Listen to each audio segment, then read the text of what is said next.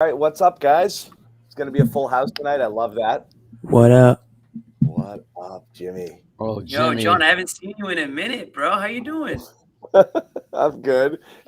Everyone thought I was only going to do losses from here on out. I know I was stunned to see you tonight. I mean, after the first half, I thought you were definitely gonna be on the show, and then I was like, uh oh, something No, might come up here. I was actually going to bow out if they lost because I didn't want to. I didn't want to make it think that No, we were not gonna let that happen. I wasn't going to do it. Yeah. But Hey, Sherrod is here. credit to Jimmy them. is here. Yeah, Bobby's at the Garden, listening in on email right now. And so Where'd Josue you know, at? Is he around or what? I don't know, man. Uh-oh. Something's up, man. I think there's a girl involved. I think there's a girl. Possible. There's a girl involved, bro. Possible. I'm gonna keep taking. I'm gonna keep taking. Yeah, but this was good.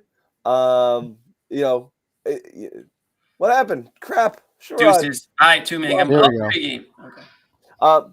You I had to know, get off that Brockton Wi-Fi. We're two good now. things happened. There's only two things worth talking about. Jalen went down. Fine. Hopefully Not he's fine. fine there. Not We'll fine. see. Yeah, that's Not still not fine. fine. No, not good, but Poor choice of words. hopefully it's not the end of the world. He walked off on his own power.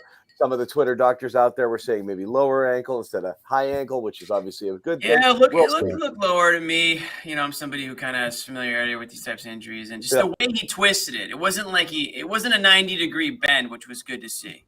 So I think we're in the clear there. I'm hoping that one's not bad. So again, we'll see. But I mean, whatever. Meaning, there's no reason to go doomsday on it right now. It's hard Right. to say. And that was talking Jalen. And that's it. Then now we've talked Jalen. Moving on. Brownie that's- Award. Who's got the brownie this week? The Yeah, second Brownie. half performance, both, obviously the defensive clamps, that was impressive as hell. I thought some lineup choices and some rotation choices were really interesting by Ime, with a short lineup there, and he had to get creative. And some of the stuff worked. But, I mean, let's just start with that second half. Sherrod, what was different? This felt like a talking to sort of halftime from Ime because approach came out both in terms of, defensive effort and focus, but also going to the basket and other things like that. Well, that was the thing that jumped out at me was that, they were actually looking to attack offensively. Right. And it frustrates the hell out of me when I watch them play and they do that. And then they'll, for whatever reason, decide not to do it anymore. But they stay with it. The defense was good. They put Atlanta in a really decent amount of bad choices for them to make offensively, and they were able to get back in the game. And, Aaron Nesmith, and we talk about him in his shot making and how problematic that's been. But I swear, I mean, he missed every shot he took, but damn, he was out there aggressive, active, engaged, did a lot of good things. I thought he did more good things than not in this game and didn't make a single shot. Those 6 rebounds that he grabbed were huge. There was at least one of those was an offensive rebound that got them a second shot. Actually, had a couple of offensive rebounds. And then you look at his plus minus; he was plus 10 when he was on the floor. So, and then Pritchard, I thought, came in there and did what he needed to do. And Tatum was Tatum. Derek White, nice bounce back performance for him. Grant Williams continues to be just, the most improved player on his team. You start going down the line, and when you lose a guy like Jalen, you needed at least 1 or 2 guys to step up. And it seemed to have multiple guys who were able to kind of help fill that void.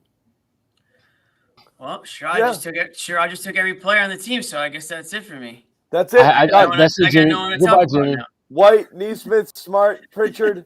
Hey, I was gonna call out White's performance in the second half, third quarter specifically, because we kind of got on him a little bit a couple shows ago before John came back, and I know I'm in the I'm hanging around the Discord, and he gets criticized pretty quickly now because I think people are looking at him. They're looking at what he's going to provide, and the microscope, Jimmy, I don't get the microscope is on him. I don't know. It's just on him right now because I'll tell you why. Because they gave up 2 first-round picks for him.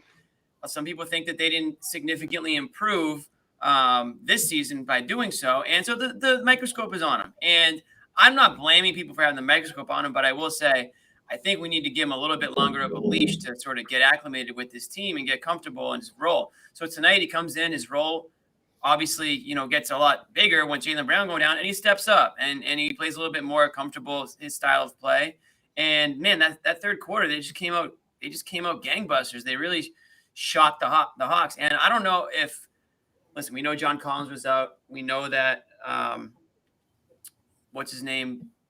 got a bum ankle now that he played on in the second half. So Trey, thank you, Trae Young. So I mean, I don't know how much of that was affecting their offense on the Hawks end, but I'm gonna keep giving the Celtics credit where it's due, despite all this guy didn't play or this guy was hurt. I'm still gonna give him credit for the way they play.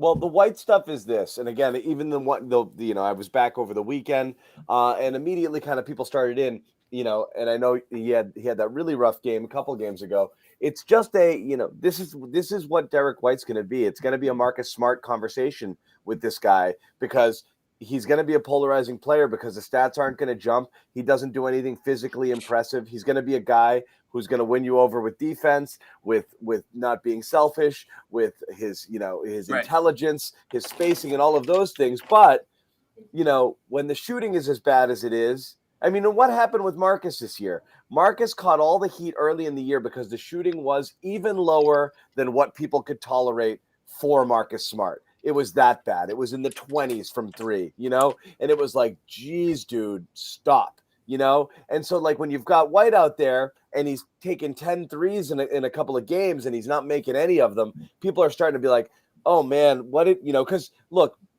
the company line on White, the people were fed was, sure, the shooting is low, but when he's not a focal point and people are worried about Tatum and Brown, those looks are going to be open and easy, and that percentage will go up.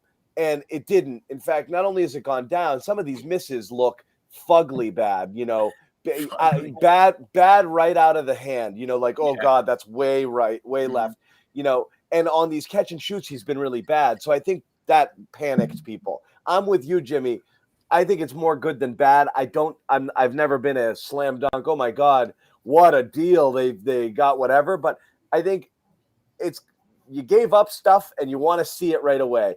Right. The line you've been fed from the Celtics is you had to give up a lot to get a player of this caliber, which is fine. But then you want to see it on a nightly basis. And when you go through a little stretch like you went, I think people started getting a little bit of little buyer's remorse. That's all. There's some of that. There's some of that. I'm still in there. I'm still on board. Oh crap! I guess my thing is this. I'll be right back, guys. Yeah, Jimmy. But the thing I had is, all damn show to get his power. They're 6-2 since he's been on the team. That's a 75% winning percentage. That's pretty damn good. And he hasn't shot the ball well in all those games. I get that, but he's made an impact. And I think that's the thing that we I think sometimes lose sight of. The NBA, newsflash, there's another 5 guys out there who are trying to stop your ass when you're out there. And so to me, at the end of the day, are you impacting winning? Are you helping the team be successful when it comes to the bottom line, which at the end of the day is winning games? And he's doing that. I mean, remember that stretch in the second half against Atlanta tonight, for a good stretch, it was him. He was the offense when Tatum was, either on the bench or they weren't getting the ball to Tatum.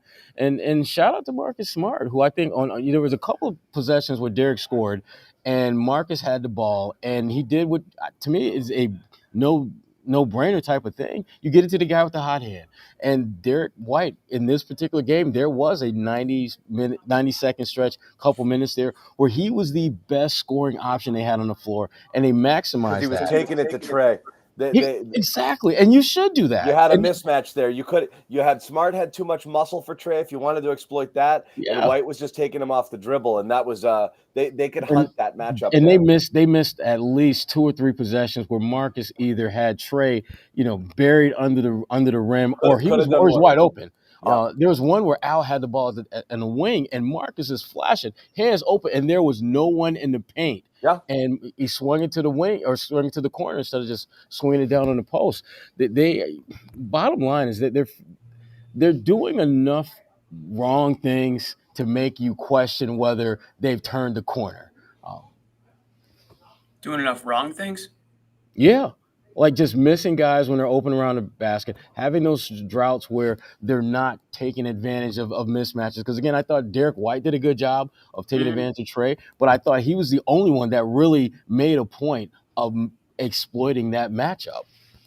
Yeah, that's fair. I thought Bogdan kind of had his way with White a little bit, at least in that first half. But then they some turned size there. Oh, he was. Yeah. Oh, yeah. Yeah, so he kind of gave it back to them on the other side. So that was good to see.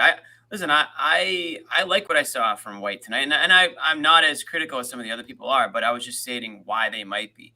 Like Sherrod said, he's affecting winning, and I don't think people should have expected him to come in and start hitting all shots because that wasn't what his strong suit was. That's not his when he came game. here. That's not his game. Right. Yeah, I mean, can he develop a more consistent outside shot? Sure, maybe, but I think he's been in the league long enough where I think you kind of know what his strengths are and maybe what his, I won't call it a weakness, but you know what he's better at. And I think that's game management, distributing the ball, playmaking, those types of things. And that's kind of what the Celtics, yes, we know that they need offense, but the other thing that people always said they needed was playmaking. Now you don't have to rely on Tatum and Brown to play make as much. You got a guy like him out there who can get those players their shots or get them in position that they need to be in, get Rob the ball. And he doesn't have to shoot, 8 of 12 every night. He doesn't. No. And again, my main thing there was, and again, this is I'm echoing the impatience of fans in terms of what you want to see is a couple of things we looked at were, again, one, the first thing about him having more good looks because he wouldn't be counted upon, and that hasn't translated. And the other reason I thought you thought the shooting might improve is, again, the free throw percentage last 3 years is up around 86-87%, which means he has a stroke. He has, but whatever reason, it doesn't translate to that catch and shoot behind the arc there. It's been really off, really off for him. Yeah, it has, and That's all. that's one of those things that when you think about the trade, it's certainly you knew you were getting the short end of the stick as far as shot making. When you look at the guys that they sent out and the guys that they brought in, but to me, when I look at Derek White, this is the game that I think in Brad Stevens' mind and Ime's mind justifies why you make the trade. Jaylen Brown goes down early in the game. You need someone to give you that, a little bit of two-way talent there, a guy who can make some shots and who can also isn't a defensive liability. And Derek White, I thought, provided that. This was a good game for Derek, and they needed him to have a good game. When you lose a guy like Jaylen Brown so early in the game, and who, in those first couple of minutes, you got the feeling that Jaylen was on for a big night. I mean, he knocked down the jumper like seconds into the game, and then he had the lob. A couple seconds after that. I mean, you were feeling like this was going to be one of those JB kind of games. And when you lose that, we've seen in the past when a guy goes down with this team, all of a sudden they just go into doldrums and just can't do shit right. Yeah, and that wasn't the case. I mean, they manned up, and everyone that needed to step up stepped up. Yeah, again, they took the shot. They took the hit initially, and they went down, and then they recovered at halftime. I don't know what was said. Like John said, maybe there was a little Ime speech, but they play with some. This is a game they lose. Again, I've said it a few times. This is a game they lose like a month and a half, 2 months ago. Right. They lose it twice. They lose this game. They lose this game based off of the crappy first half effort and the fact that it entered the fourth quarter close. This is a game they lose multiple ways. They could have lost it in a blowout because they came out crappy in the first, or they could have been close in the fourth with some half-ass, empty calories effort to make it closer in the third and lose it in the fourth because they've done that a bunch. They're not doing that. The friggin' clamps they put on these guys in the second half was unbelievable. I mean, this was lockdown. It was. And it wasn't a fluke. This wasn't like Hawks just shot poorly. You could see the intensity, the switching, the challenging the shooters, every shot. Possessions going late into the clock. Everything was contested. It was a slog for Atlanta in that second half. Everything was earned. And they're starting to figure out that's how you've got to win games when you don't have your A game. No matter what you're doing offensively, no matter who's in or who's out of the lineup, you have to defend at a high level because if you do that, you have a chance to win every single game.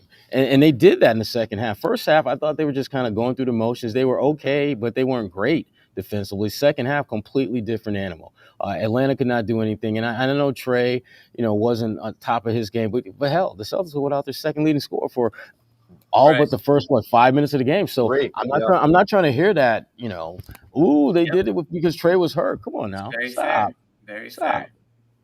So this was a good win. This was a good win for them. This was. And the difference, and I've said this before, but one of the reasons why they're winning games in the fourth quarter, John pointed out, because they're believing that they can win the games, and I think they've turned the corner. In that, if this winning streak or this recent, if you want to say, oh well, they're beating bad teams, you go ahead and say that. But winning games allows you to feel that you can win games and gives you the confidence to believe that you're going to win and not believe that you're going to lose. Like, I honestly felt that this team played to lose, or like almost like they were just waiting to lose the first half of this season until they started to see wins pile up. And then, the more you see it, the more you believe it. And then you just kind of close things out. I get they're playing with a purpose on defensive end that they weren't playing with previously. But I honestly think that when you start to string together wins, the confidence builds and you expect to win instead of expecting to lose or expecting to blow a lead. Yeah. So that's the biggest difference I see. And if that came at the expense of a bunch of crappy teams, so be it. I mean, it got them to where they are now, and they can still beat. Hopefully, they can, use that mentality to beat better teams. And it's the mentality thing where, like, bad offense is what has killed them this year because it translates to bad defense. Tatum last game was a classic example of he just got in his own head, was frustrated about a couple early fouls, the shot wasn't falling, and just took himself out of the game. That's the kind of stuff you saw early in the year. This game, offense looked horrible in that first half, absolutely horrible. Settling, just disjointed all over the place, and it affected their defense. They give up 65 points. That doesn't happen to this team. And then they came out and did the opposite, which is like, all right, defense will set the tone, and that'll get the offense rolling. And that's how they have to play. Jimmy and I, I know Jimmy, you and I kind of agree. Like, it's a hard sell to win based only on defense because you gotta bring it nonstop. In a 7-game series, it's difficult, and it's hard in a 7-game series too. And so that's where those offensive deficiencies you're worried about. But it's the only path they have to winning. It's you have to do that 100, just balls to the wall the whole time, and then you look for Tatum and Brown to just carry you, and that's it. That's their main formula. Try to play unselfishly and hope that those guys are having good nights shooting the ball. And that's what happened tonight. It was more often than not they are having defense clamps down, Tatum takeover. Right. That's your only path to getting out of the first round of the playoffs. I just don't see them having the type of firepower to shoot their way into the next round. They just don't have it, and that's okay, because when you think about what they're able to do defensively, the way that they're able to like literally flip a switch and just put the absolute clamps on teams. We've seen them do that. We've seen, and it's not just been like one or two good players. I mean, they've done this against, remember when they beat Philly by like 30 points in Philly, Joel did not make a basket until the middle of the second quarter. I don't know if there's been a team he has faced all season where he went that long without getting a basket or a dunk. Everything he got up to that point prior was from the free throw line. So they have the ability to put the clamps on the best of the best in the NBA. And if you're able to do that, that's going to give you a chance to win home, road, it doesn't matter. Damn, Bobby, where the hell are you at? We're upstairs in the lounge.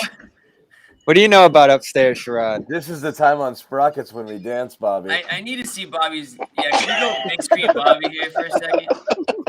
We go big screen Bobby. You want to fire it up? No, Bobby. Oh, Bobby damn, doing a solo, son. all one-man show right now. Yo, I thought New Edition was tomorrow, Sherrod.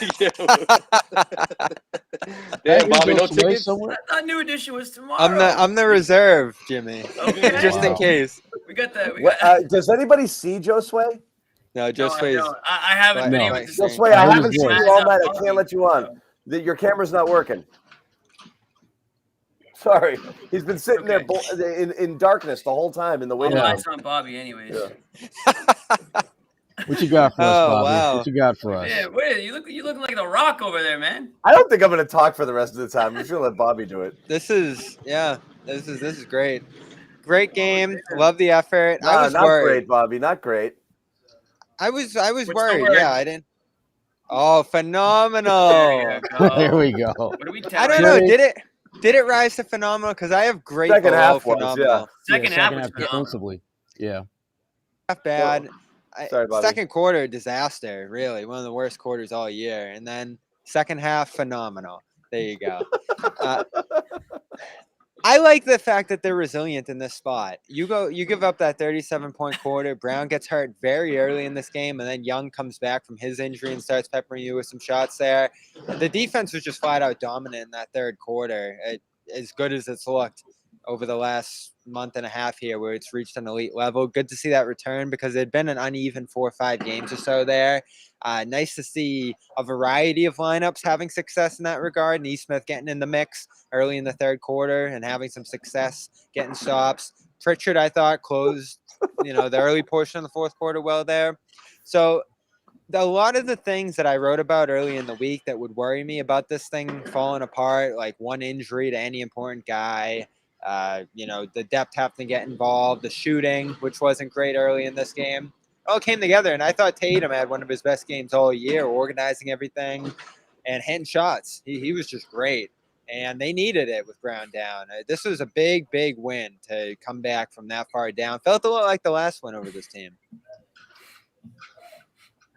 Yeah, I'm just reading the comments about your outfit, so I don't really know what you said.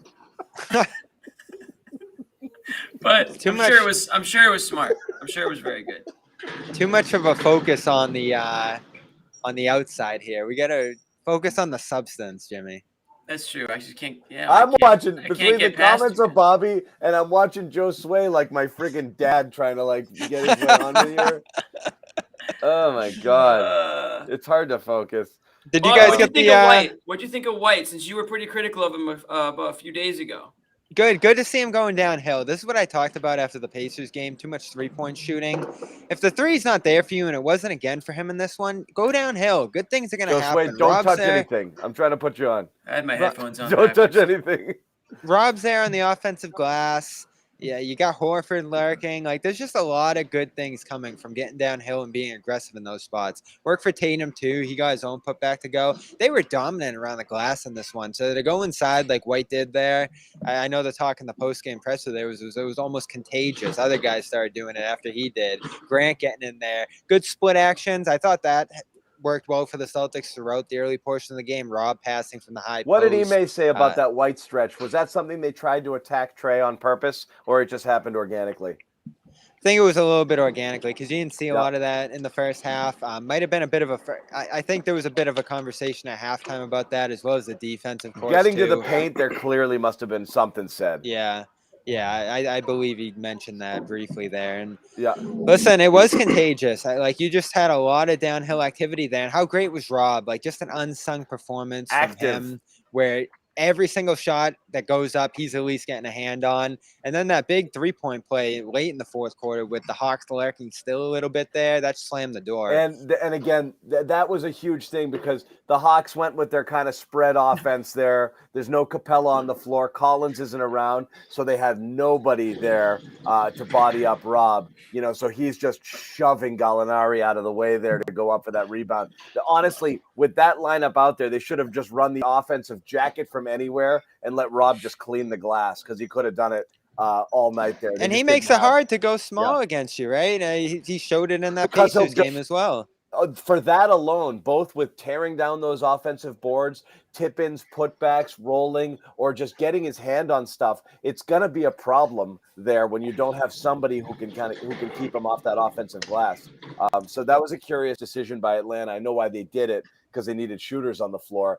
But that's where Collins hurt you there, because Collins can stretch it, and they couldn't. When they didn't have Capella out there, they had no presence. Yeah, for sure. I think they should have actually taken more advantage of that, at times when he wasn't on the floor and Rob was. Isn't it funny, by the way, that we last year were saying Capella would be a nice comp for Rob? And if you polled 1,000 Celtics fans right now, is there anybody who thinks that Rob isn't already better than Capella? No, and I think those career progression rankings, if you look at those, it's starting to at least level out. And I think Rob's actually a little bit ahead of him in that regard at this point. He's a better offensive rebounder. He's one of the best offensive rebounders in the sport at this point. One thing I didn't like about him from this game, still, you get Young inside, finish over him. happened a couple of times where he's firing out the passes to the perimeter right off the catch inside. That's still something he's got to get better at there. But how about Grant Williams? We're going to talk about some Williamses here. Yes, the people have been waiting for Grant. I said early in the year, his progression was exciting because this is a guy who I love this guy. This is a guy who just gave you absolutely nothing last year. Grant And Williams now, is exciting. I mean, he closed over Brown Phenomenal. to end the game, and it worked well. And Pritchard was closing until they wanted defense there. So that was an interesting lineup. But yeah, that was, Grant was out there. Yeah, and I was know awesome, you. Man. I don't think the three shooting is obvious. Like, what are you going to say about that?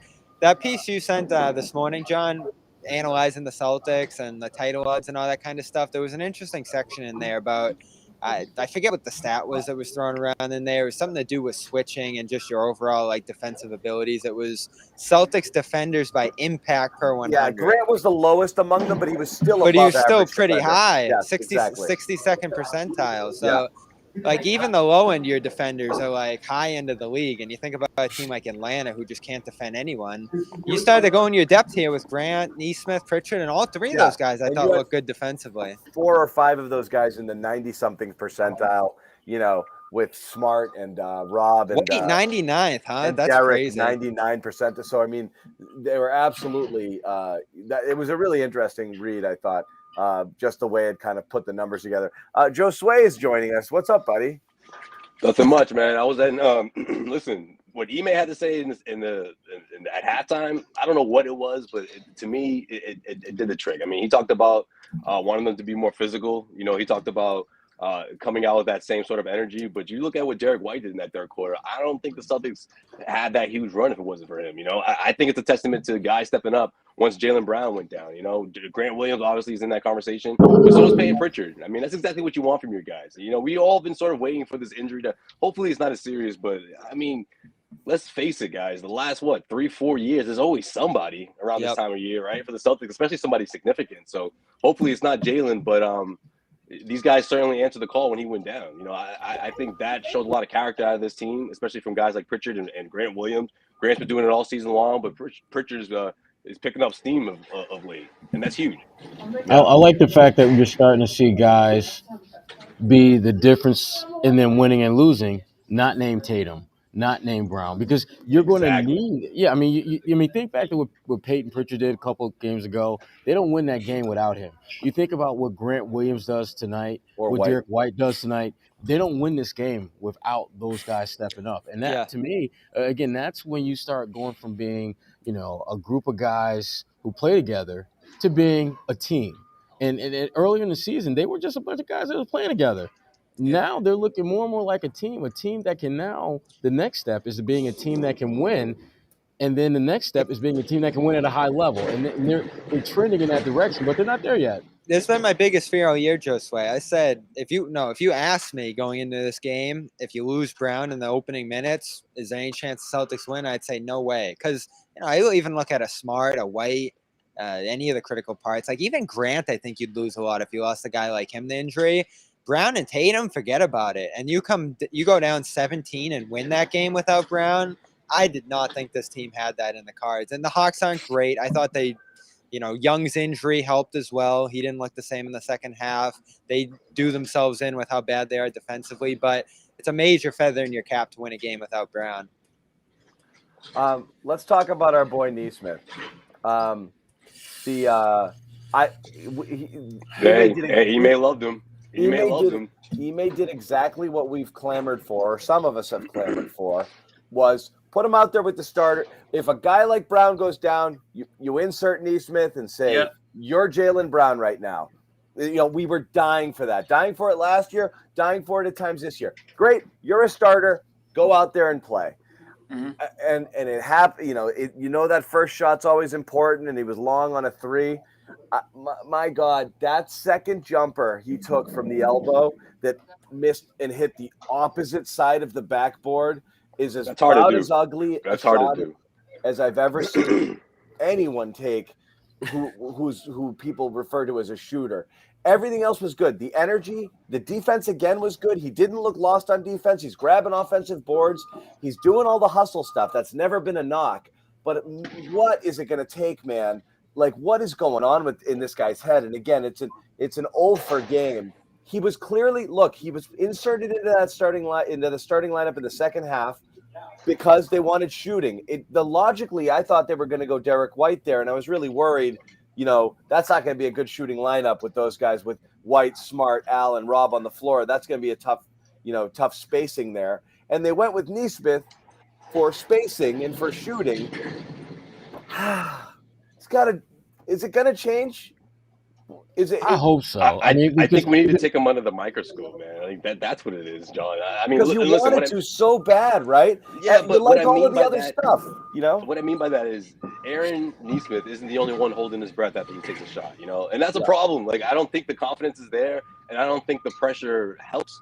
At the end of the day, you want to see him give you something. And if Ime is praising him like the way he is after tonight's game, saying that, Aaron didn't make a single shot, but, man, he gave us a lot of defense. He gave us a lot of energy. Then you got to take that because at the end of the day, he's got to give you something. He's in this rotation by default. Whether he's the last man off the bench or whether he's the guy that you have to turn to with someone like Jaylen Brown. He's running out of time, Josue, though. Yeah, he's at some point he's got to give you more than just the energy and hustle and all the intangibles because – I mean, newsflash, that's not why they drafted you, dude. Yeah. That's not going to I get that. But his athleticism. You grab undrafted free agents to do that or second rounders. I think his athleticism bodes well for him to become a defender that they can rely on from the second unit. Somebody that doesn't have to lock down the opposing all-star, but can lock down, the first guy off the bench. Can you do that? Like, if he could turn into that guy, or at least, hoping he becomes a poor man's version of Chris Middleton. That's my ceiling for him. If he can do that, I don't think that's going to happen. At least this year, I don't think Chris Middleton's an all-star.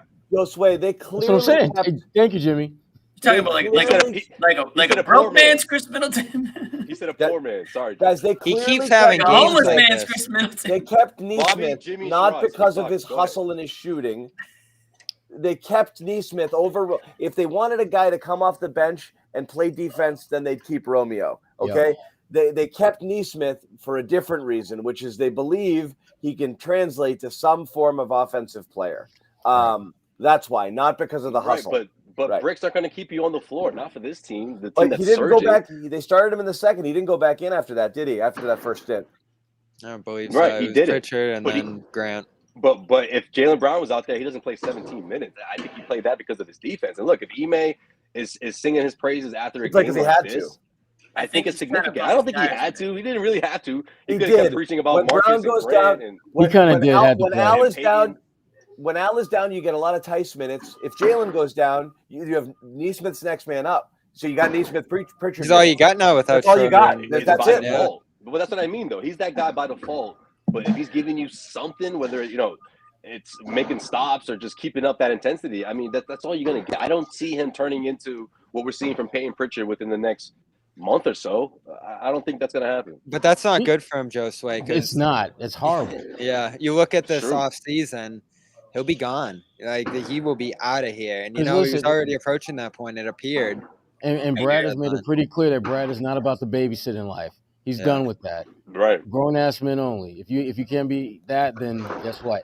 Well, there's that's why they picked up these 2 days and 10 guys that could shoot because obviously Nesmith isn't cutting it. One of them went to Vanderbilt. That'd be interesting if one of those guys could even get into that conversation because they're both wings. People are misreading this though. Like people think this is a Nesmith bashing session. This is a Matt Ryan praise, John. This was a perfect Nesmith opportunity that you want to see him cash in on. That's what this is. It's lamenting the fact that he came in the role and the area you want to see him come in, not in garbage time, not for a couple of minutes off the bench just to give guys a rest. He came in to play significant minutes with the starters, and he was on the floor while the team was playing well. So you just want to see him do well in this situation because you're dying for him to get confidence. People are like, stop crapping on him. We're not. We're rooting for the guy. Like, but he's not that. He's not that guy, John. I just don't think he's that guy. Not right now. I think Peyton Pritchard took that title, took that emerging shooter that you can somewhat, who's confident enough to give you something. When he gets out there, I think he's more taking the Shemi Ojale chair, as he should, so to speak. That's who he is right now. I'm sorry, that's who he is. Oof. Shout out to Shemi, but that's who he is. I love And Shimmy, but damn. Pritchard deserves this. That fourth quarter run, the growing role he's breaking into here because of the fact that, and I think John, you've mentioned this. He's not a horrible defender. You saw him fronting guys, rotating. There was a great rotation in that He's fourth not. quarter where He he gets was called for a lot of dribbling fouls, around. but he He's doesn't even not. commit them. That foul call I thought should have got overturned too No. on the challenge there. But bad reputation fouls. He plays pretty well. Sometimes a little over aggressive, but defense is fine. Yeah, I and love the with fact that Aaron he's always Ojale. running about. He's a Aaron pretty good Ojale. rebounder too for his size. I mean, he isn't afraid to mix it up around the basket, which you don't see guys at his size that comfortable. And we'll see the shot return. He 1 of 4 in this one. Extended run, more games under his belt, a consistent role now, which is great. I love the fact that trade, the white one, freed up last chances for these guys, Neesmith and Pritchard, effectively, because Pritchard was lost early this year. No path to minutes behind Schroeder. Neesmith, forget it. He'll be next man up, but it won't be long if he's playing like this. So Pritchard, especially, I feel great about right now is that tertiary guard, is a shooter that they need. A guy who can do multiple things between ball handling, rebounding, as you mentioned, Sherrod, and I'd say pushing the pace and, of course, shooting, which you need most. The shooting on this team, you've talked about it, John. They're going to have to find ways to manufacture. And if it's not Neesmith, you start to wonder about those guys at the bottom of the roster. Are they going to stick around? Do you look for something else there after their 10 days expire? Do you look at Hauser? It's amazing to me that they still haven't even taken a glance at him with how good of a shooter he is. But as Josue mentioned, the greater package with Neesmith is probably better than Hauser's overall game. So they're in a tricky spot from the bench. It worked tonight. I'm still worried about this group's depth overall. If Brown has to miss an extended stretch here, anyone else goes down.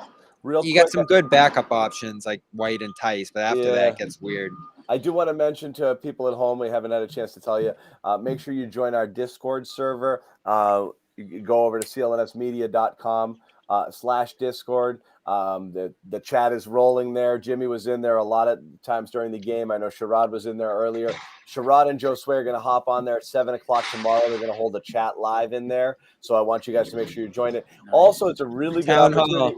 It's a really good opportunity to go out there and post some fun memes and do other things right now. So we already do have some fun stuff going on in the chat. This isn't the live show. This is an image.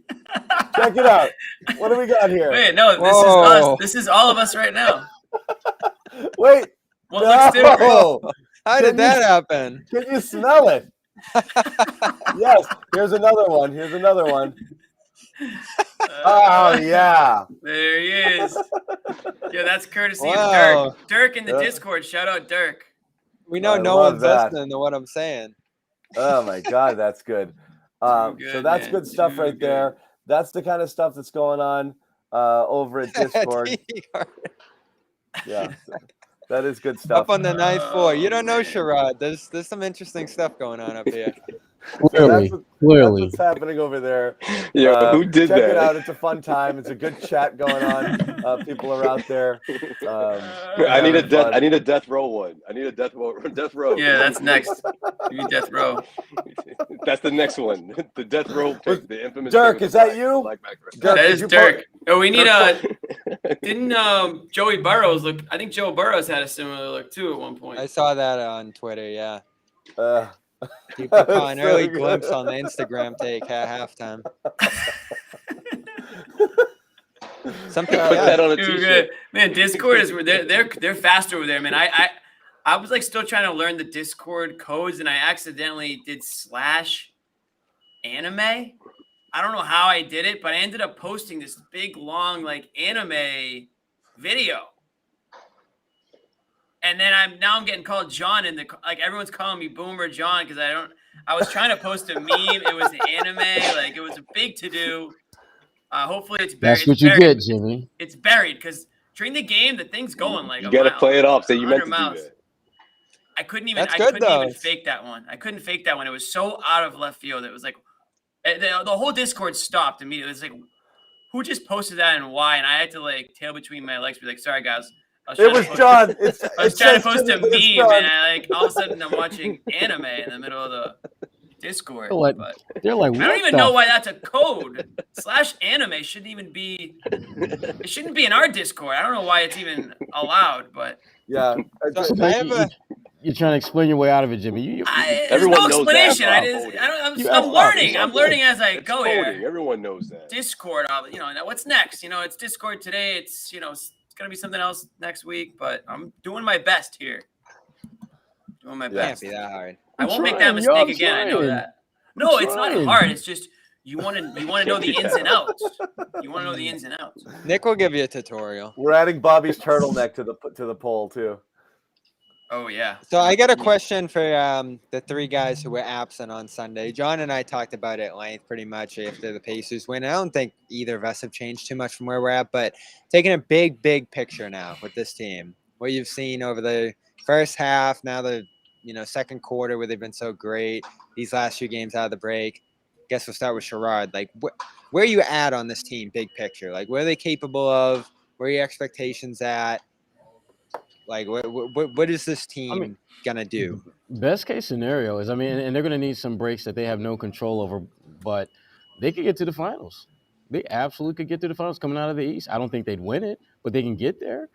But they're going to need certain things to break their way, and they're going to need to find another gear defensively. Because here's the thing that I think a lot of people are not paying attention to. When you look at the teams that are ahead of them, the only thing that we're pretty confident is going to happen is those teams are going to get better offensively. When you look at Brooklyn, they're going to be better offensively. You look at Philadelphia, the more Harden and Embiid play together, the better they're going to be. Can the Celtics find another gear defensively to take their game at that end of the floor too? And if they can do that, then yeah. And if obviously certain things break their way, but to me, they're in a rhythm now where their talent, their confidence, and guys stepping up night in, night out, it's at an all-time high for them. And they to me, again, I think they have the potential to get all the way to the finals. Jimmy? Where do I think the Celtics will end up? No, like, just how do you feel about them? And that's part of it. Oh yeah, this is what I've said about them. I think they're playing in. This is my biggest criticism about them to start the year was that they're lifeless, uninspired, and they don't look like they even want to play basketball. And that's completely. They're giving you the middle finger salute right now, Jimmy. Exactly. All you just said. So I'm happy with that because I thought that this was just going to be the most unfun season in a while since last year, I guess I should say. And I was just ready for the tank. And I'll be honest, I didn't know what the future held for Jalen and Jason. Now, based on what I'm seeing, and all this understood that the teams that they've played have been mediocre at best, and some guys have been missing. I don't care because I like the way they're playing. They're playing inspired. They're playing hard. I know that they still lack some offensive firepower, but I'm not going to criticize them for that because I think they are leaving it all out there, and it feels like they like playing with each other. So all that being said, I think that their ceiling is the second round. That's just how I feel about them right now. Now, obviously, that's going to depend on Jaylen Brown and all that stuff, but I think they're playing well enough where they can go out of the first round. Now, before this all happened, I wasn't even sure if they were a playoff team. I thought they were a play-in round team, and maybe they lose that play-in round game. So I think they've really, turned it around. I'm just not ready to say that they're a contender. They're not going in my Sherrod's top 5 power rankings. They're not going up there yet. Yeah, I'm right there with you guys, somewhere in between, I'd imagine. Like, there's no reason they can't go the distance here. What I'm going to pull John in on here is kind of that article again that had all the projections and like the crazy percentages on what they're capable of here. I look at that more as, yeah, that's what they're capable of. Like, if everything goes right, they're healthy. We've seen what the defense is capable of. And then if that turns into offense, you're a pretty balanced team. Like, let's say borderline top 10 offense, number 1 defense. That's an equation for a finals team. Probably not well, here's the thing about the championship team. I don't respect the West that much. Like, is Green going to be right? Are the Suns are really good, but I think you match up well with them. So before we even get to that point, you got to get through a crazy East. So that's the real gauntlet there. Once you get to the finals, though, you could potentially win it. So there's no reason this team can't go all the way. John, you kind of harped on the percentages, though, right? No, I mean, the reality is, the most likely scenario is first round exit. It doesn't mean they can't get to the conference finals. They can. They have a puncher's chance. Yeah, but what's the reality is they're slotting in somewhere between 5 and 8, and they're going to play a really good team in the first round. It's going to be extremely hard to get out of the first round. But I'm saying even if you go by like the 538, likelihood, 538. The article today we were talking about 538's projection model has the Celtics as the most likely team to reach the finals out of the Eastern Conference at 11%, but still a 37% chance to lose in the first round, which is the most likely outcome. So even though they are considered the it's favorite, all over the place. It's all over the place, but still the most likely outcome is first round. And it's hard to argue because if you fall in anywhere and you play one of those, there's matchups they can win in that. It's going to be matchup specific, very clearly. There's teams they're going to match up better with and others are going to have a tougher time with. So, and who's healthy? Anything could happen at this point. What Jimmy was saying earlier, before I thought moral victory would be 2 wins in a first round exit to whichever team they played at best. Now, puncher's chance to beat anybody in the first round, and depending on matchup, second round as well. It's absolutely there. They have to play close to perfect. They have to be 100% healthy. They don't really have any margin for error.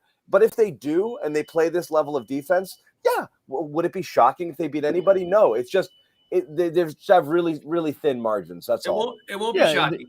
It would be shocking though.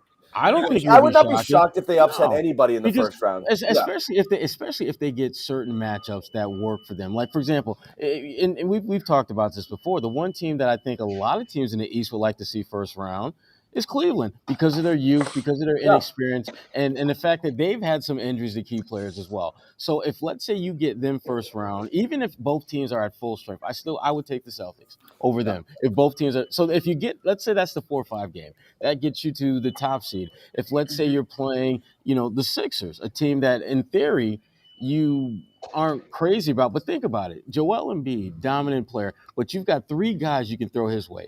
James Harden, dominant player. You've got 3 guys that you can throw at him that are defensively they're not going to shut him down, but they can damn sure make life difficult for him. I like the way Boston. You just ran out of players then. Now you got 3 guys open on you got 3 guys on each of them. That's the problem.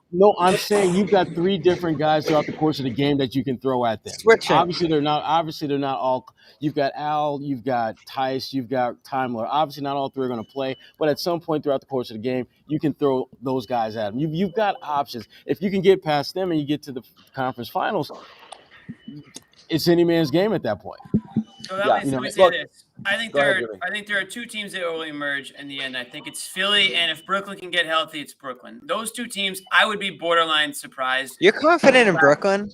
I'm only confident in Brooklyn because I'm not confident in Brooklyn. I'm only confident in them if Durant can get back in time, because you can't argue that those 3 players. Well, Kyrie's situation. You can argue that you can't argue that 2 of them are extremely talented. You can argue that Ben Simmons. We're not sure exactly. You know what? Here's the thing. But I worry more about Curry than I do Ben Simmons. If you're playing Brooklyn, I worry more about him because Simmons going to be there. We don't know. Exactly. You don't know. I think Simmons is going to be playing. Now, how effective, I'm not sure. But I'm just saying this: if they come back in time and they can get some games under the belt, then that's a team that's going to be. That's my worry, Jimmy. There is no time, and he's still sitting, and there's no timeline for his return. They have time. They have plenty of time to get back together and get. And he's got the back issue. 120 games now. That's still time. And if Durant comes back healthy, then that's the main thing. The good news is also it's based off of that horrible stretch they went on. You have no chance of facing them in the first round, which is great. And realistically, they're going to knock somebody out. If they play, they're going to knock out another top seed. Yeah, that's true. So, I mean, you may be 2 top seeds down, and you may have an easier second round matchup because of where Brooklyn. You almost want to be in the middle this year. So you can draw. 4-5 is your goal. 4-5 is the goal. If you can draw, Chicago, Cleveland, wherever you fall there, there's a couple teams where you're like, yeah, absolutely. But the matchups will make the difference. I don't think you want Philly, Brooklyn, or Milwaukee. I want Philly full Not strength. Out the gate. You don't want Philly if you want to win. You want Philly in the first round? I watched the game on Sunday against the Knicks, and man, Embiid and Harden really look pretty damn comfortable together already. The Knicks, Jimmy, the Knicks. I know, but I'm just saying, I know the Knicks game was tied with 5 minutes to go. It wasn't that impressive. I thought that they looked pretty comfortable out there just already, though, in a short amount of time. I mean, they're two God, I hate them. all-time Let me greats. yeah. You guys know Like about Jimmy's eye test, though. 70 John, you yards wanna a go game. I at watched the them. highlights. They looked We- very good in the highlights. Do we really want to book a trip to Cleveland? And like, listen, I have a lot of respect for that No, team. you don't I want want to the do a more, trip to I want the more exciting team. I want the more exciting matchup, and I think Yes, you can Bobby, battle with thank that you. group. Thank you, Bobby. I like stories. Yeah, Yeah, Bobby, So- that's not the question. you but- got to go through these teams Right. at some point. But that's not what we're talking about. We're talking about which Yeah. teams can you beat. In the East this year, you're not dodging much. Oh, Like you would have to get extraordinarily lucky to be that, whatever you want to call it, the Mickey Mouse or asterisk team or whatever that gets through with no competition. You're gonna see some teams on the way to where you want to go this year.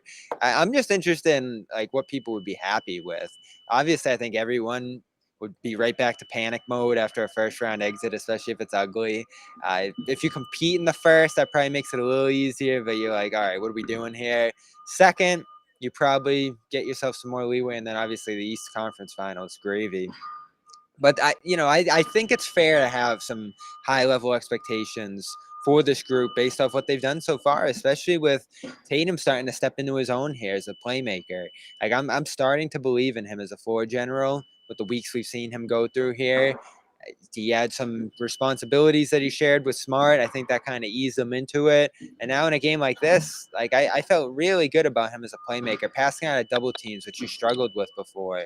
The shot selection for him is quality at this point. So there's just a lot of factors, just to take it back to tonight's game, that make you feel good about where Tatum's at as the guy with the ball in his hands all the time at the top of this offense. There'll still be plenty of Smart and White sets and big man stuff, but just the decisions that Tatum made, even early in this game, to back some guys down, screen into some switches, get himself some shots at guys like Young.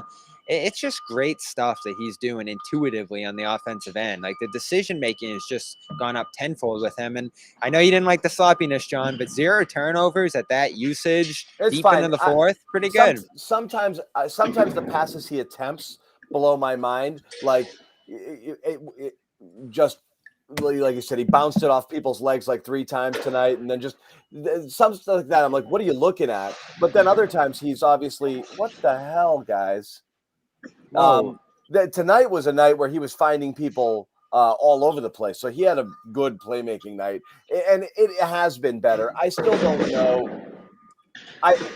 I don't think it's at the level you ultimately want it to be, but it's much, much, much better than it was at the beginning of the year. Just the quickness of the decisions. You see when it goes bad, he just holding the ball, Yeah. setting guys up. When he's not doing that, he's moving it quickly. He's attacking. He's able to find people quickly. The only time where he struggles is where he lets the defense set and everyone sees him coming. And then whatever he does, I feel like people are waiting for him. It's either the double team is coming and he goes to pass and there's just too many people around him, or he gets swallowed up in the corner and tries to whip it to somebody and the pass gets anticipated. When he doesn't do that, he's been great, and he's been much better at that lately.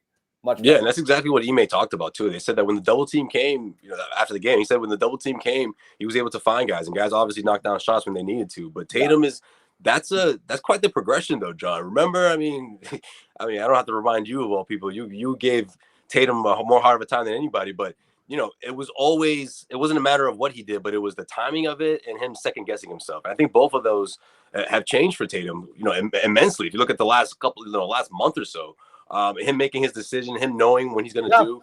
It's an evolution. Yeah, it really is. I mean, look, 2 steps to an attempt, or knowing exactly when to make the pass and getting it right back. I mean, all that stuff was a learning curve for sure. This is where Jimmy and I always differed on this stuff, because I always thought, I never believed Tatum's a stats only guy. I just thought Tatum only knew how to impact the game positively by going in his bag. Scoring. And doing his thing and scoring, breaking guys down and scoring, shooting it in their face. That contested 2 thing, that's part of his repertoire. That's how he would break people's spirits. That's what made him deadly, was I can score from anywhere. But as people started anticipating it, or some of the options on the team started to go away, it just became harder for him and more people were coming at him. And he's in that weird funk this year, so he's just not hitting as many of those contested shots. I just think it took him a long time to accept that, like, I can do a lot of good without doing this, give me the ball and get out of my way shooting thing. It's just, I think that's the only way he knew how to do good I things. think he does care about stats. I mean, he's even. I mean, you know how he felt about not making. I The meant not All-NBA only team. about stats. I think everyone cares to a degree, but yeah. Right. Everyone cares to a degree, but it was more of I had to do this for us to win. Remember And- when LeBron checked the stat sheet along the sideline a half a couple of years ago? Yeah. Bobby, But yeah, Jimmy, I agree. I think that it's not entirely, but yeah. Yeah. No, Go I ahead, mean, Josue. No, Jimmy's up. no, I'm Jim- good. I don't have much else to say. I was just gonna say. Oh, that's it. I don't think that it's the only thing he cares about, but I do think that sometimes that. I'm not saying right now, but I thought there were examples of times where that seemed to have take precedent over team success. It was more individual success. So, Well, I but think it's that it was changing. You know, he's maturing. He's growing up in front of our eyes. Right. I said this on a Discord that I did last week. You know, after listening to that podcast, you know, even though he's been in the league for a while, he's still a young kid, and he's growing up under the spotlight. And you know, those are things that he cared about a couple years ago might not matter as much to him and as they do now, and things that, you know, vice versa. So if winning is one of those things that starts to care about more as he gets older, then I think we're starting to see that. Well, this is the first year where he's playing without a safety net.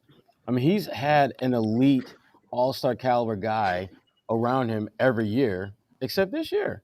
He's had Kemba, he's had Kyrie, he's had Gordon. So he has never really had to, frankly, carry the burden of not only being a high impact scorer, but also a guy that can be the central focus of the team winning games.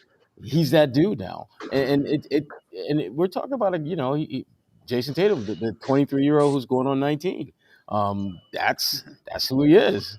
That's who he is, and he's figuring this stuff out, and we're watching it in real time, and that's again for him to. It may not be as quick as I think people thought it would be, but if you think about it from a big standpoint, it took him basically 30, 35, 40 games to figure this thing out. In the grand scheme of things, that's really not a lot of time. It's not. Yeah. So I'm not as freaked out about his growth. In fact, if you're a Celtics fan, you actually should be almost kind of foaming at the mouth when you think about how quickly he's figured out this. Just imagine when he gets a little bit stronger than he already is, and he starts looking for guys even more so than what we're seeing now. When his court vision only, yeah. I think about when he develops like a legitimate post game with his footwork on the perimeter. Think about when he gets bigger and he starts taking guys on a block with more regularity, how good he's going to be. He already looks pretty powerful in the lane, and getting to his spots in this one, he looked like he was in full control. That's not only from a passing perspective. Obviously, he made some great skip ones late, but getting to the right spots for him to score efficiently from is a big issue for him early in his career. Knowing where he needs to go, playing off guys, even hitting Brown back and forth like he's been doing for a couple months now after that was a big issue earlier in the year.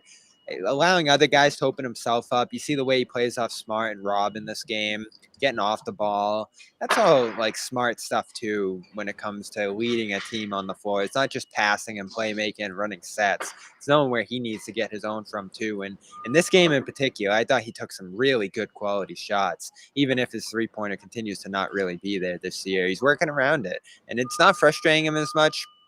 I also like this game that in a game where would they get called for 13 fouls in the first half, that can usually get deep inside their head.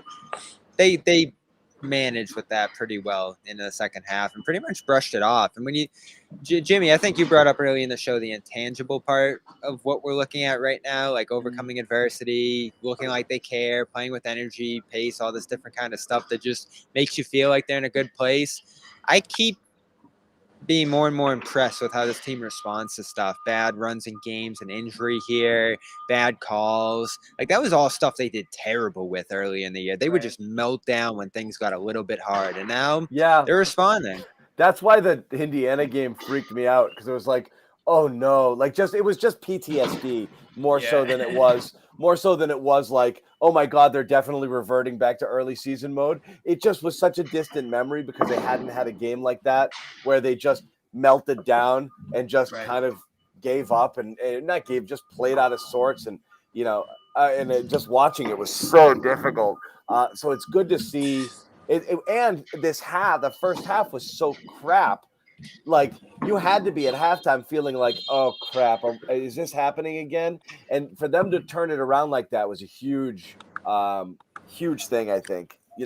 Just in terms of like everybody's psyche when it comes to watching this team, because it's been a ride, and I do think people got comfortable because it's like, okay, I like this thing that's going on here the last 10, 12, 15 Winning games. is fun. And winning's fun, but and you don't want to see them go back to that other stuff. So even flashes of it, like really, are they ready? Out. Are they ready for Thursday though? They don't got a choice. They don't got a choice. Listen, man, the John Moran experience is real. That dude there's a monster coming in on Thursday. Well, Bobby, the other thing too. I mean, if you go back and you look at his numbers, his worst game as a pro came into TD Garden. Did it? I don't remember that game. I think he either was scoreless or had 1 point. It was just the most bizarre game I've seen him play.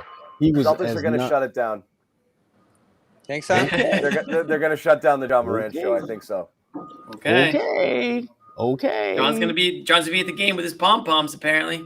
No, if I were at the game, I'd be rooting one for Morant to go bananas and do a 50. bunch of things ever. Right. And then for a Celtics victory. But there's nobody more fun to watch right now. I agree. It's ridiculous. It's ridiculous. Like my texts are either arguing with Bobby or just sending John Morant clips to other people. That's all I do. Yeah, I mean, last night he had 2 unbelievable clips. The dunk, unbelievable. I still don't know how he got the ball off in the end of the second quarter there at the buzzer. That was crazy. That was awesome. Yeah. Steven Adams. It's funny. Yeah. It's funny you say that because I'm talking to Max last night, and I'm like, man, look at Ja doing his thing, dropping 50 plus again. He was like, yeah, I know that was. Wait, he did it again? I was like, yeah, right. He did it right now. Couldn't believe it. You got Desmond Bain, Brandon Clark. That's a rock solid crew, and they're like 7 games better than the Celtics. They would be first in the East if they were in the Eastern Conference. Teams are but that's not fair because the Eastern Conference is so good. These guys have to play each other. Well, no, it's just a credit to them. What they've done this year is unbelievable. Awesome. Phenomenal. Yeah, young team too. I mean, they've got a lot. They've got a lot to look forward to. You hope you have Brown. Do in the offseason. Yeah, you hope you have Brown for that game because it'll be tough without him. Isn't it crazy that Desmond Bain ended LeBron and the Lakers? Like their record since the comment about the footsteps, they're like 5-18 or something like that. They're down by 18 right now too. The Lakers are. That might be my favorite thing to watch, non-Celtics related. Is it's John so Morant. funny. My second favorite thing is watching the Lakers implode. I get such perverse pleasure from it. I don't know if that makes me a bad person. No, it's comedy. Right on that par group. for you. That clip. I think you guys all saw it. The clip of them like. The clip of them chatting with fans in the stands. That's when you know that was completely broken. That was just like the lowest of low. No, they're like chirping at them though. Like 3 different times in the game. Like just LeBron saying you don't know basketball. Like you think the guy is arguing with LeBron about who knows basketball better? Who am I? You don't even know who I am. Why am I making you mad right now? Right. LeBron's tweeting after the game about a reporter. He's like, "Don't go after this guy too hard. I know he's wrong, but treat him nice." Yeah. It's like a sideshow now. It's like basketball isn't even like the main thing over there. That's why it's so funny. And then the Lakers. They listed him as questionable for tonight. Like, man, everybody knows LeBron's playing tonight. The season's on the line pretty much. Right. The sad thing is, you're right, Josue. The season is like, I thought the Lakers were gonna come out tonight and play hard and like play for some pride after that debacle. They're almost gonna. They're down 16 right going into halftime right now, and like in their own house. They're gonna give 70 points at half to the Dallas Mavericks. Yeah, Anthony Davis might be out for the season. Oh my God. They have like this whole triangle of power too with the owner and Paul and LeBron and the GM Pelinka and like Vogel's in the middle with his head spinning, and Magic Johnson's chiming in. It's such a circus. It It's really amazing. is. It's like this is why you can't let players be GMs because they don't know how to construct a team. Exactly. Playing with your friends is not good. Like, And you know who's making- No, this happiest? is when you sell your future for a championship. Making John. Like, that's what they demands for did. the general manager to improve the team is different. That's using your leverage. I'm going to leave if you don't get better, but then it's their job to get better. You don't say, go get this guy. Like, you don't know if that's going to work. Who in the world outside of LeBron James thought the Russell Westbrook thing would work? Is there another Everyone human? was like, what? Everyone was like, that's horrible. You're going to be much worse. And there's And they no did and it. there's no relief in sight. I mean, they don't have picks. They don't have young talent to trade. They're basically going to be a cesspool for the next 3 or 4 years. And then he's going to go play with his son. See ya. Yeah. Oh my God, I mean, that whole thing it at feels the like that's All-Star kind of what break. he's just hanging around for now, right? Yeah. I mean, and you know what? That's very cool if he's able to do it, and I'm sure he will. But man, like you're taking down these organizations with you while you wait for that. You know, And it might take him a little bit longer than he would want for his son to get to the league because he's not a one and done. Well, let me Not ask you now. something. Ridiculous. Let me ask you too. something, Sherrod. A little ridiculous. This might be a topic for another day because it just might be a long combo. Yeah, but like, it's a whole nother show. Yeah, it is. But I'll just bring it up here. I'll tease it. Like if you're the Celtics or something, would you draft Bronny so that you get LeBron? And is that like a guy like LeBron joining the Celtics? Is that that can kind of take you to pretty far. If you could get LeBron from you still have 2005 Tatum to and Brown? 2015, anywhere in that decade, yeah, you absolutely do it. LeBron today is still an He'll be elite 41 though, right? This is not going to be this summer, though, Jimmy. player. No, it's not. It's going to be a couple years from now for sure. At Yeah, least 3 a couple years. Look, it's going to be predetermined. Bronny's a second-round pick, and it's going to be in the bag, which is draft him and I'm coming to you. And the team's going to know it. It's not going to be like, well, crap, Memphis drafted him. I'm going to Memphis. You know what No, everyone's but I'm saying like LeBron's not going to be like, oh, I guess I got to play in Sacramento. But That's that's what I gonna want. make Yes. that's Wait, gonna what make do you mean, Bronny John? get drafted much sooner. You think you Clutch get Sports will Sacramento represent him? to Is that what draft you're saying? You think? What's You're a that? small market team. You're I said, gonna you think draft. Clutch Sports is going to represent him? I'm saying teams will be told, don't draft him. He's not playing there. This I team's know. drafting him because he's playing there. I'm saying Rich Paul's going to pull the strings beforehand. Just Oh, like he did with yeah, Anthony it's going to be Davis. done. That'll Yeah. be orchestrated. Clutch. It'll be clutch all Sacramento over. is going to blow that up. Sacramento is going to blow that up. All the draft boards are going to say that he's a second-round pick, and they're going to take him with the 7th overall selection. LeBron. Totally. You're Right about now, that, for right sure. now, he's slated as like the 56th, Yeah, if you're Sacramento, I don't blame as you. like the 50-something best Exactly. prospect in the 23 class. So he's got a middle lot of to ground to late make second up. round. You know, Yeah, he's Yeah, got but that's a lot of good ground to point. What if one of the other teams just up top says, you know what, I'm taking him at the 10th pick. I don't care. Like, Exactly. What now? That'd be What are you gonna crazy. do? I know Depends how he's the draft projected is. as a late second round to undrafted prospect, but damn it, we're gonna make him a lottery pick. Well, you'll sell some seats. Like the way Rich Paul told everyone about the Celtics thing, like don't even get Davis because he's gonna leave anyways. How is he gonna do that type of promise for all 29 other teams? Like, Right. It was interesting. He made that pitch to the Thunder too. You go and count. It's like the Thunder have 7 picks that year, so they'll be in line to use one of And them. we know how he loves Sam Presti, so there's that. yeah. Yeah. He That could whole be in thing LA is- soon too. That whole thing at All Star was so ridiculous. To mention John, like him making that demand for Westbrook and then going out to All Star and being furious that they didn't trade Westbrook and making this, maybe I'll go back to the Cavs. Like LeBron's so unintentionally funny with like the arguing in the crowd and all that kind of stuff too, but he's equally ridiculous with a thing like that. Like, do you have no self-awareness of the role you played in the whole Westbrook fiasco? Come on. doesn't matter. It's what I want It now. doesn't. You know. Right. Yeah. That's in the past, Bobby. It's what I want now. Make it happen now. Yeah.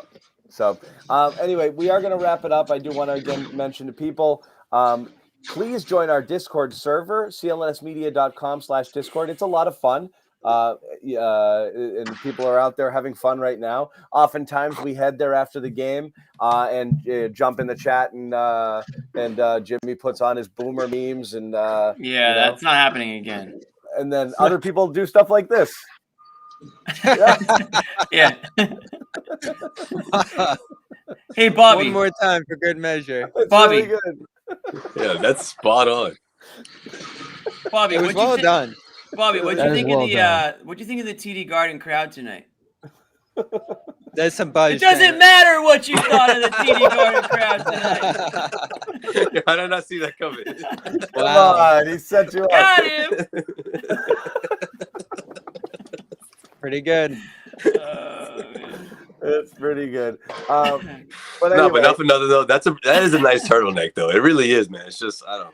It's just there's just so many jokes in it. Okay, it's the black background. That's what it is. The black background. Listen, if it makes Yeah. people's nights, all the better. this did. stuff, Oh, it first did. of all, this only makes Bobby stronger. It I know. increases his celebrity. It increases. Way Yeah, to but coach you know him up, deep down John. I inside- like Very that. calculated by You Bobby. know This is deep down good. inside, Bobby's like, I can't wear shit. He's trolling for us these at people. this Like, damn, there's nothing I can do. The man. vest early in the year, the hats, and then nothing. It doesn't matter. Bobby's Q rating is soaring with this stuff. Okay, right now, Yep. and the people in the chat just keep running to his side right now. It's Bobby's more popular than all of us combined. Okay, so this Yeah, stuff, no, it really is though. Violence, No, he really is. this stuff makes him it's the man, the myth, the legend right now. But anyway, For real. yeah. So like I said, check out Discord. Sherrod and Josue over there. Tomorrow. Hanging out tomorrow. Nice. Yes, That'll be fun. all of that stuff. I did want to mention A-List podcast. I had hey, for the record, I had Yep. Max on. I had Max on for my Discord. So everybody who didn't show Whoa. up, you guys missed Cedric Maxwell. So Yeah, you the never way know. you said that too, you sounded a little like jealous. You're like, nice, sounds great. You know, when Josue is on the Discord, you never know what Max might pop into, and there goes Josue. Perfect. He's timing unbelievable. there. This guy. He just literally just. Just goes. I don't man. even think he knows he's gone. He just goes. Subscribe to the A-List podcast with Sherrod. He definitely has a episode out right now with Gary. I know you guys talked about a bunch of stuff. Nice. There. We gotta get Gary on one of these. Yeah. Love the Gary edition. Gary's Oh, always laughing at us. Like me and Sherrod are down there. He's like, oh, there they go to do the podcast. Yeah. Oh yeah. So Bobby, we do. I mean, That's because he loved the A-List Gary might podcast. be a new addition That's tomorrow. why I he think. loved the A-List podcast. He loved it. So A-List podcast, Sherrod, Gary, Kwani Lunis from NBC Boston. Also subscribe to fullcourtpress.bulletin.com. That is Sherrod's personal website where he's got all that good stuff going on right now. I don't know if you're working on anything in particular, Sherrod, you want to tell people about? I had something actually yesterday I posted about just the Brad Stevens era and how different that is from Danny and how that is right on time for the Celtics. There we go. So, Okay. Word. Dome I Theory, thought Bobby John's gonna Manning. drop the rock line right there. It doesn't matter. Doesn't matter. Doesn't matter. Podcast. Make sure you subscribe to that as well. We mentioned our Discord server, and of course, Celtics All Access. That's where all of our good Celtics content goes. We're gonna have videos coming out from Bobby from the Garden and all sorts of other stuff throughout the week as we continue to cover the Celtics. 2 more home games this week. We start with the Grizzlies on Thursday. Josue, Sherrod, and Bobby will be down there, so we'll be live again. Jimmy is hitting the slopes, so my man is going to be out for a couple of games. So it might be, No, might I'm be gonna be back on back Sunday. Sunday. I'll be back Sunday for the big one against the Nets. But where are you going? I think I'll be here Thursday. But you never know. You never know. I might just pop in. I'm going to Killington for a couple of days. Killington, nice. Yeah, I was up in Nice. Vermont. Well and I done, lived. Jimmy. There's not a lot of snow up there. I'm boarding, by the way. I'm not. There's a ton of. Come I on, there's snow up there. No, they had a lot of rain. A lot of their mountains really got hit hard. Wow. I looked but- at the snow Global report. warming. Keep my fingers crossed. Either way, I'll be on the mountains. Either way, I'll be in the ski lodge then, crushing Caucasians. Very nice. Yeah. That's a good idea. I'm leaving again, that alone. Not gonna say nothing. Not The even drink. the drink. leaving it alone. I don't Smart say. move, I don't Josue, say the. smart. I don't call them White Smart move, Russians Josue. anymore. I don't call them that Oh, anymore. I don't say okay. that anymore. So that's what it is. The white Not Russian. bad. Yeah. We don't say that anymore. Gotcha. So Yeah. All right. We don't say that anymore. Good point. yeah. Very good point, Jimmy. Very culturally sensitive. You're sensitive in the moment here. That's good. Caucasians only. I love Jimmy. That's my dude. That was good. Yeah. Thank you guys for staying up with us and watching again. Garden Report podcast for Sherrod Blakely, Jimmy Toscano, Josue Pavon, Bobby Manning, John Zannis. We'll see you guys on